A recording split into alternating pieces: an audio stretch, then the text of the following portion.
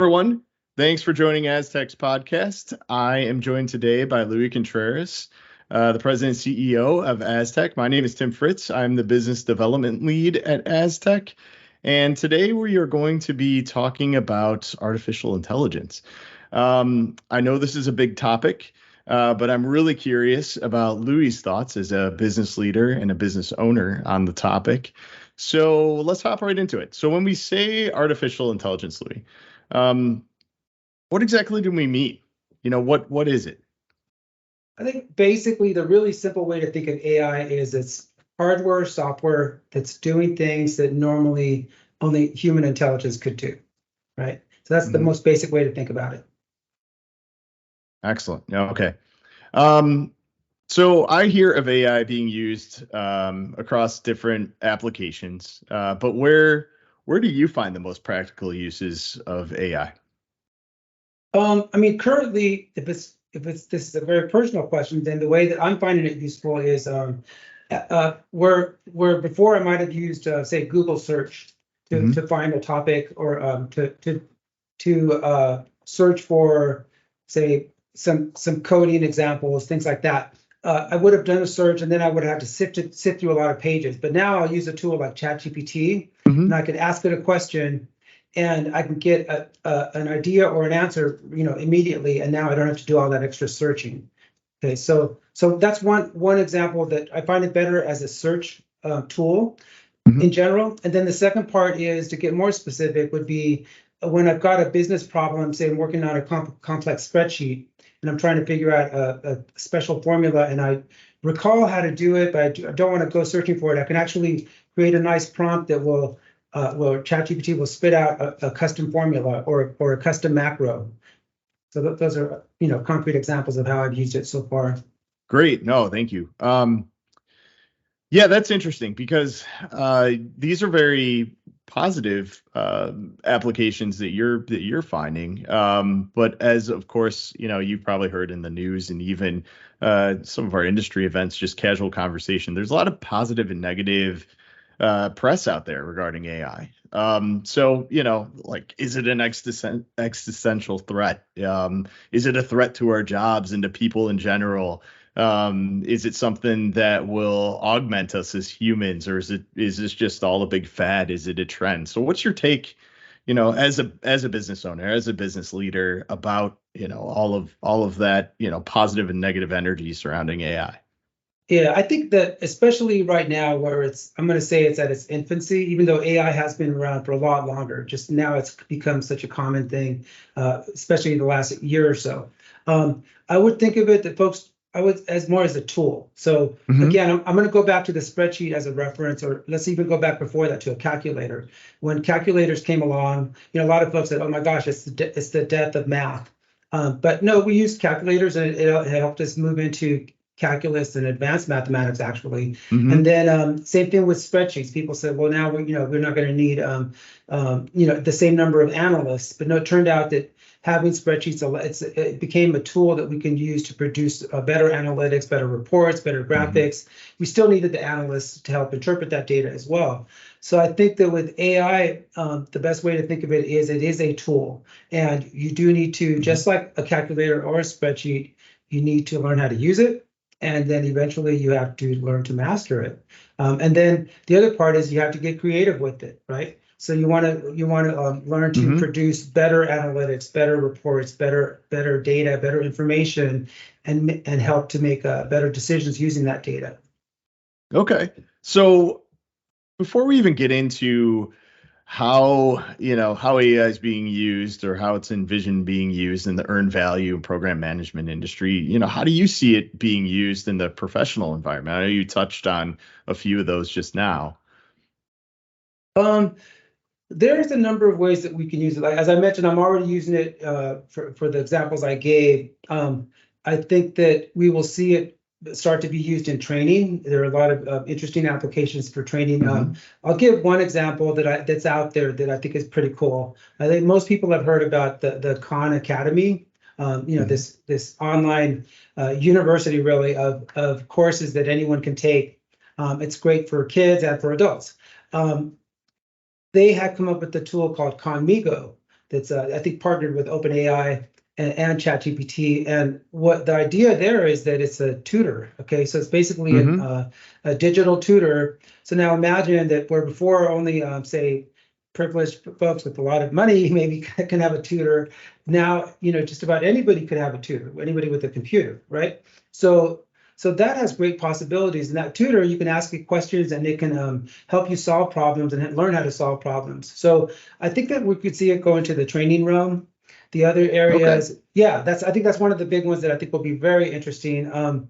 And I think we're all just starting to learn different ways that we can use it. We can use it for data analytics and also for predictive analytics in particular. Okay. Yeah, exactly. And like everything else, it has its pros and cons, I'm sure. I certainly have encountered, some of them just in my experience with AI. But what are your thoughts on strengths and weaknesses? Strengths and weaknesses of AI? Yes, of AI. Yeah. I think the one thing folks have to remember is AI at its most basic core, I'm going to say, is a guessing machine. Okay, it's fantastic at guessing and is very quick at it too. So, but just like any guesses can sometimes be wrong. So you do have to take some of the AI results with a grain of salt. It does take some human intelligence still to gain the insights from that information. Sometimes it's actually wrong. So you actually have to vet the data or vet the results or validate them. So that would be my first thing I would say is remember it's a guessing machine essentially, and it's sometimes wrong. Okay. And so pay close attention to that and don't just think that it's always going to be correct. The strengths, though, is really the speed. I think that's the most interesting part about AI. If you've used something like ChatGPT to generate code, that's where you're going to be literally astounded, I think. And one thing I've said about I'm going to keep using ChatGPT because that's such a current tool that's quite widely used. But it's probably the first software tool I've used that literally makes me smile or even laugh as it's producing something, because I'm just so amazed at how I can do that. Okay, but again, it's not always right, and I will find myself still sort of tweaking the results. Yeah, it's funny you brought that up because I used it recently. I was going to plan a trip with my daughter, so I knew I wanted to focus on certain things that were geared to her age range, but just didn't have the time to put together an itinerary. And I'm seriously, like in 10 minutes, I just typed in, give me a 1-day walking tour around the Marriott in Washington, D.C. That starts at 8 a.m., ends at 6 p.m. There's lunch in there. And what are the top attractions we should take with a 10-year-old or see with a 10-year-old? And just it generated the whole thing. And we followed it. It was awesome. So yeah, that's a good example of, I love that. It's a good example of one of the other ideas out there about AI is that there's a fear, right, that it's gonna, we're not gonna learn anymore. It's gonna, we're gonna get lazy in the way that we think. That's one way to look at it. But the other one is that the prompt that you created for that trip was a pretty elaborate prompt. It's very specific, had time, location, and age related question. So the more elaborate the question, the better the response. So you could say that that's like the Socratic method, right? So we're actually going to be learning the Socratic method. So after all these years, AI is helping us to ask better questions, to get better answers. So you could argue that that's going to make us better thinkers. That's true. Yeah, that's a really great point. So we've talked around this a little bit, but very directly, how do you think AI will change work? I wouldn't underestimate a lot of things I've said are probably very positive, but I wouldn't underestimate that AI can displace workers. Okay, if it's and be aware of that. And what I mean by that is, in the same way that say machinery or robotics can replace human labor in certain fields, if something gets automated, it could displace some of our professional workers, white collar workers, knowledge workers, right? But I don't think that that's likely to happen. I actually think historically that's not been the case, at least in the coming few years. So I would still go back to my original statement that think of it as a tool, and as long as you learn how to master that tool, you're going to be in safe territory. And also, what I hope that AI will do is it will give us better data where we can have more time to gain insights and then take action on those insights. And that part, especially in the realm of project management, which I know we're going to be talking about another day, the soft skills of project management are about interrelationships between people, between project managers, product team leads, and control account managers, and so forth. So there's a lot of human interaction that AI can't really displace. Yeah, it's interesting. I listened to a keynote at an industry event at Oracle in San Francisco a couple months ago. And I wish I remember this guy's name to give him credit, so I'll have to look that up. But one of the key takeaways I had from it is, you're not going to be replaced by AI. You're likely going to be replaced by somebody who uses AI. And I thought, that's a really good way of looking at it. And also thinking about ways that you can embrace it and really optimize the way you work as a professional. So as a professional, what are some of the pitfalls that you feel like we should watch out for when using AI?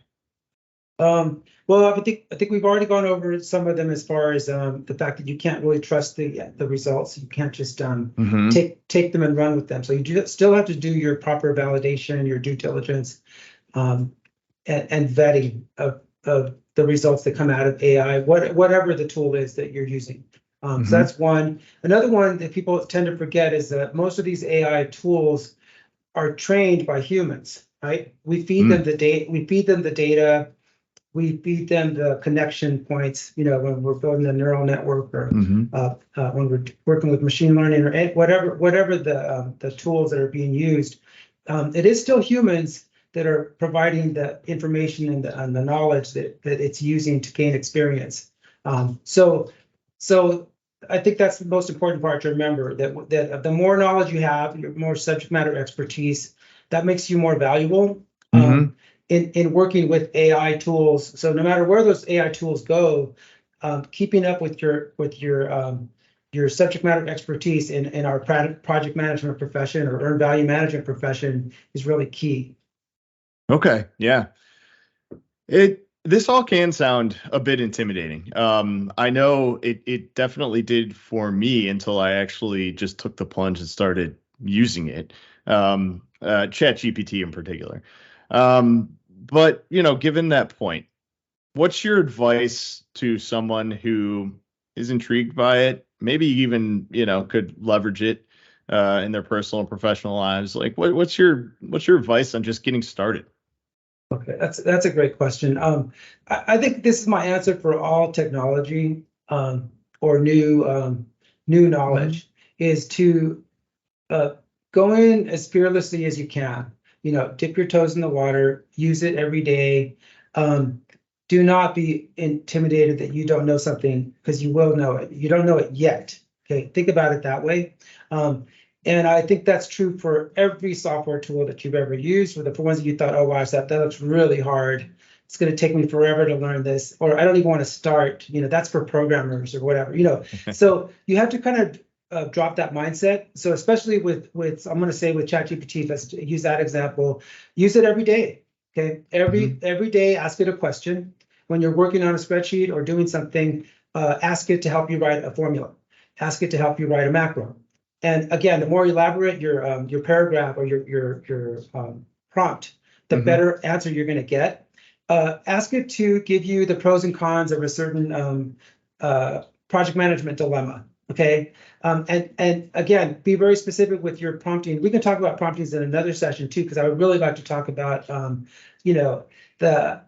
the magic of a really good prompt. Yes. Okay, that's what gets you the better answer. So play around with it every day. Make it part of your routine. The same way you check your inbox, pop in and write a prompt in ChatGPT.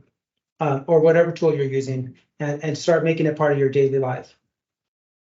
So that's a great segue to my last question here, and really a primer to one of our forthcoming episodes in this podcast series. So how do you foresee, just at a high level, how do you foresee AI being used in the earned value world? Gosh, there's so many promising areas for that. Some of them we're already working on, which I think is really exciting. We all know some of the areas that take a lot of effort in our world. The big reviews, right? The integrated baseline review, surveillance reviews, looking at large amounts of data, in different types of data, right? Some of it can be reports and narratives, and being able to quickly assess that.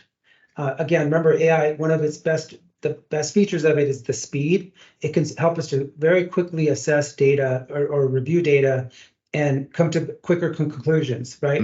You'd still need, just remembering the big caveat that you would still need to vet or validate those results. But the fact that we could speed that up tremendously would be great. The other one is obviously we deal with a lot of metrics in our world, right? So the ability to correlate metrics or come up with more predictive metrics, that would be great. So I think there's just a lot of areas in our world that we can automate or streamline that will give us time. All managers out there who just want to deliver on a project, we'll give them more time to actually work the problems and not be say burdened by the process or some of where we all know we can improve on some of our processes in our project management and earned value world. Well, I think you've just written the agenda for our next episode, so thank you. I appreciate that. Oh, good. But more importantly, thank you for all of your insight. I appreciate it. We welcome everybody to also weigh in with their thoughts, how they're using AI, how you're using AI out there in the world in your workplace. And look forward to future AzTech podcast series as we move forward. And look forward to seeing everyone soon. Thanks, Louis. Thanks, everyone. Thank you, Tim. Bye-bye. Bye-bye.